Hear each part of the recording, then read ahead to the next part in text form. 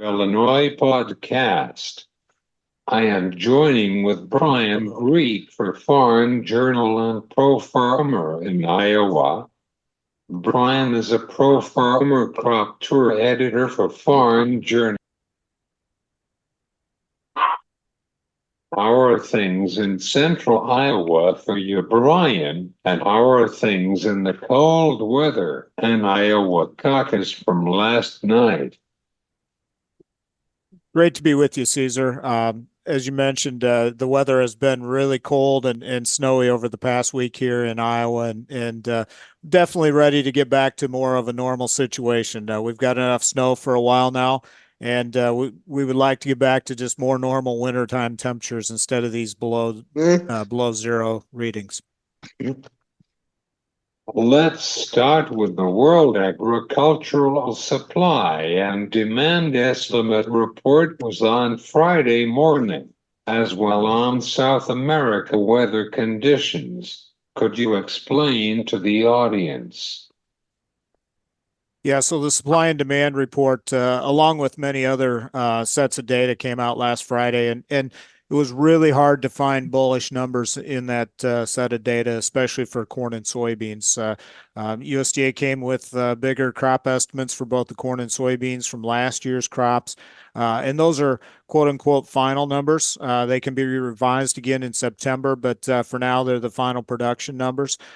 They came in higher than anticipated and up from what the November estimates were. And that pushed up ending stocks for both commodities. And so, like I said, it was really hard to find a bullish set of data in there. In addition to the U.S. numbers, the global supply and demand and ending stocks estimates came in higher as well. And so really cast a bearish pall over the markets. And these are markets that needed bullish data to put in lows. And so now we're in that process of trying to find prices that are low enough to encourage more demand so that we can start to work higher. Do you think about getting ready for next growing season for the Pro Crop Tour again? It's still a little bit of ways out. A crop tour runs in the third full week of August, and so we have some time. But that's always in the back of our mind in terms of what producers are thinking as we head into the next growing season, and that's probably the biggest thing right now is where we're headed in terms of planting decisions once we get through this winter weather and into the spring planting timeframe. Why didn't went into southern Illinois and Missouri for the Pro Crop Tour? Yes, we get that question a lot. Historically, we've done crop tour for 31 years now, and we've had the same routes, and those routes just don't cover the southern third of Illinois or go into Missouri at all. So along with other states, we've been questioned on why we don't go further into South Dakota, why we don't go up into North Dakota, and those are all major production areas and contribute to the U.S. production total. What we have is data set going back 31 years, like I said, and so we go over those same routes year after year and compare them. Now, that's crop tour data. The Pro Farmer estimates that we release at the end of the week are separate from Pro Farmer crop tour data.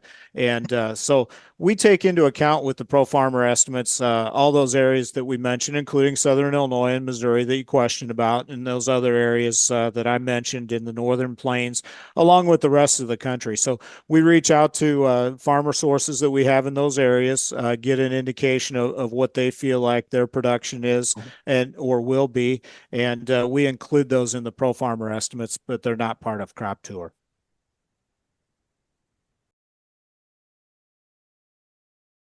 Iowa, Indiana, for Pro Crop Tour for this summer. Tell me, what is your opinion on the corn yields for this year on beans with the drought in the Midwest alongside in the eastern leg of the Corn Belt?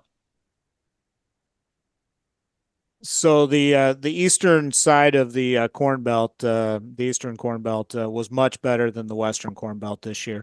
Drought areas favored the west, and the much better growing conditions were in the east. And based on USDA's final estimates, we saw that the losses in the West were more than compensated for in the East. And so that's always difficult to tell when we're going through on crop tour, because you never know how crops will finish. And we didn't think we had the greatest finish this year by any means, but you have to take into account what the final production said. Now, going back to last Friday's reports, everybody focused on the yield because it was a record yield and it led to record production.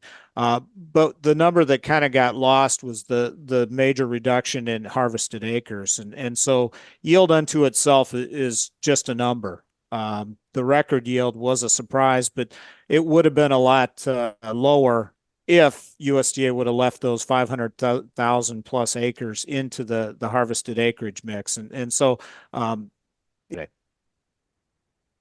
Yeah, it's not so good with the crop in Iowa, right?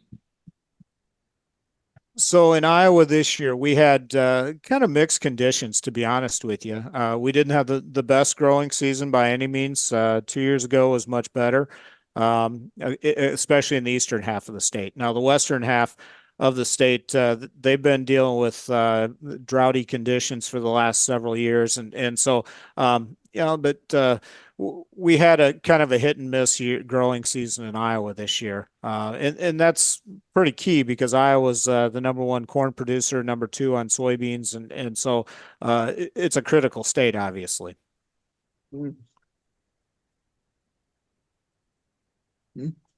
Finally, what is the forecast for acreage report from the Department of Agricultural?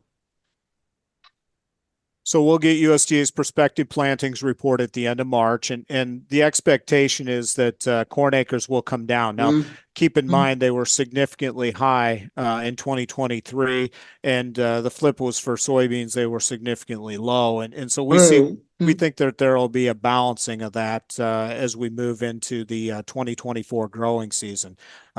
We expect anywhere from like 2 to 4 million bushels lower on 2 to 4 million acres, excuse me, lower on corn and that much higher on soybeans. Still a lot of planting decisions yet to be determined as we move forward.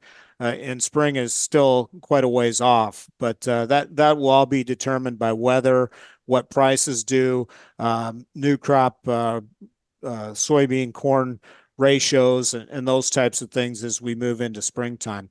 We do know that a fair amount of anhydrous was put down in the fall, and those acres will go to corn instead of soybeans. Is there anything would you like to go to tell our listeners about this year-end pro crop tour for this summer? Because we were thinking of summer with this cold weather. Yeah, like I said, I think that the excitement will build as we get closer to that third week in August when we go out on crop tour. Every year is different.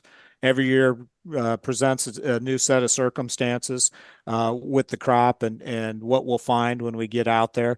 And that's why we go out. It's a working tour where we pull active samples and we want to give a good representation in the third full week of August of what the corn production and soybean production potential is across the United States.